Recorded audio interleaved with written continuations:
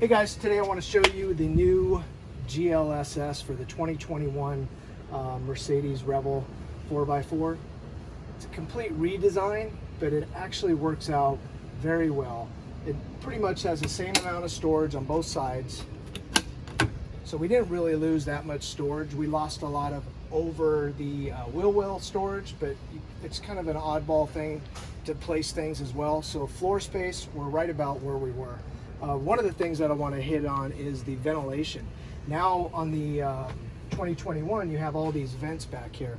Well, we designed our system to be 2 inches off the back for that purpose.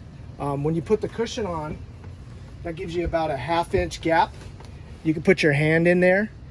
And so we have ventilation there. You also, if you look at underneath our cushion, they don't go all the way flush. We do this on purpose for ventilation. So if you look, we got about a 1/2 inch gap all the way across our cushion, from the plywood bottom of our cushion to the top of the 80/20 frame. So you have ventilation there as well.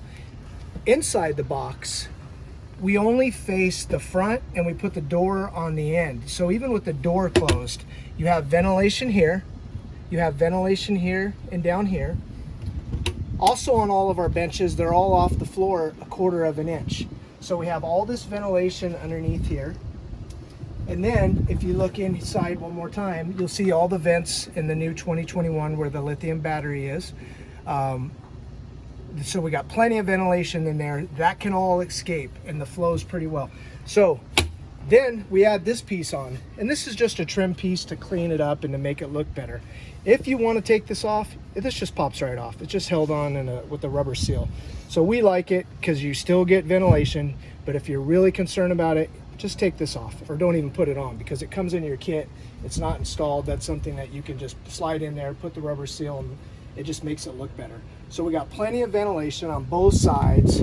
This is where your water tank is. You can see in here the ventilation.